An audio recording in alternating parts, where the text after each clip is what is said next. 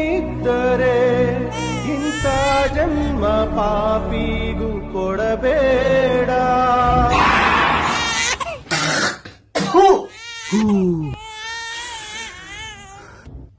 ಹೆಣ್ಣು ಪ್ರಕೃತಿ ಇದ್ದಂಗೆ ಈ ಹೆಣ್ಣನ್ನ ನೀವು ನಾಶ ಮಾಡ್ತಾ ಹೋದ್ರೆ ಪ್ರಪಂಚ ನಾಶ ಆಗುತ್ತೆ, ಸರ್ವನಾಶ ಆಗುತ್ತೆ.